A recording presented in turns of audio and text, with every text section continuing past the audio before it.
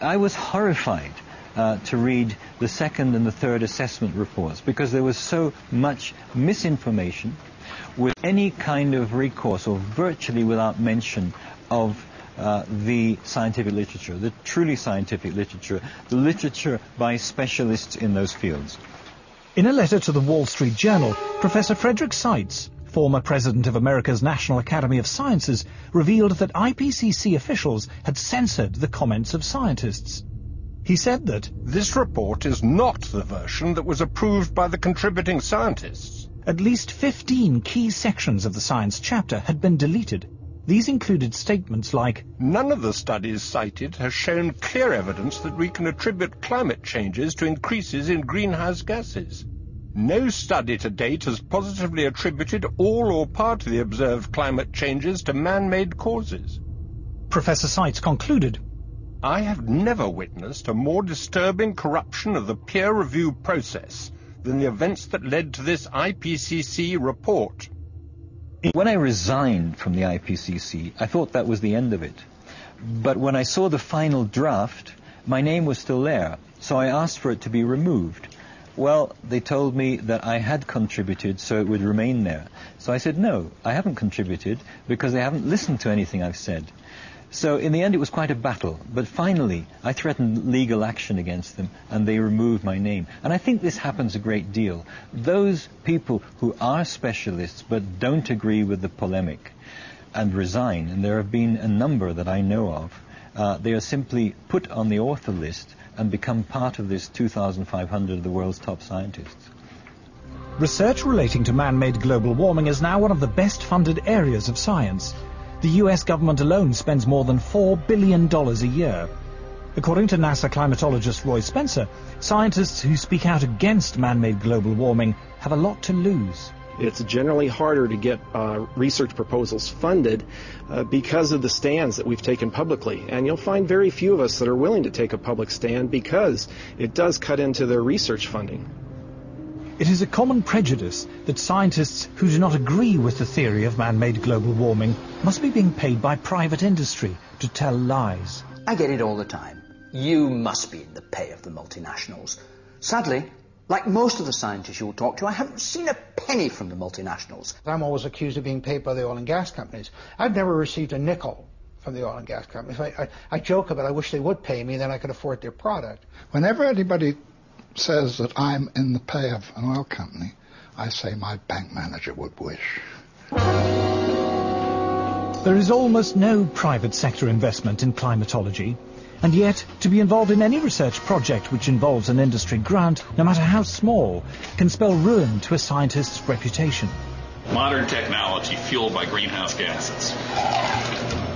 Patrick Michaels is Professor of Environmental Sciences at the University of Virginia. He was chair of the Committee on Applied Climatology at the American Meteorological Society, president of the American Association of State Climatologists, the author of 3 books on meteorology, and an author and reviewer on the UN's Intergovernmental Panel on Climate Change.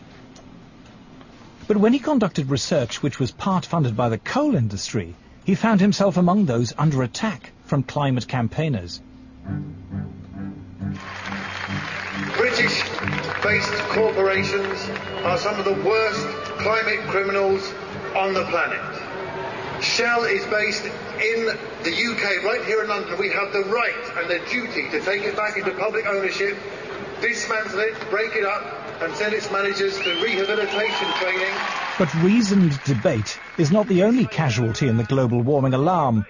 As international public policy bears down on industrial emissions of carbon dioxide, the developing world is coming under intense pressure not to develop. I'm no expert on climate change, I'm no scientist, and what I'm going to say next is a great big turn off. It's just that. Turning off anything you don't need, you're not using. It's easier than you think to make a difference. Delegates from around the world are flying into Nairobi for a conference sponsored by the UN to talk about global warming. Civil servants, professional NGO campaigners, carbon offset fund managers, environmental journalists and others will discuss every aspect of man-made climate change. from how to promote solar panels in Africa to the relationship between global warming and sexism. The conference lasts 10 days. The number of delegates exceeds 6,000. The billions of dollars invested in climate science means there is a huge constituency of people dependent upon those dollars.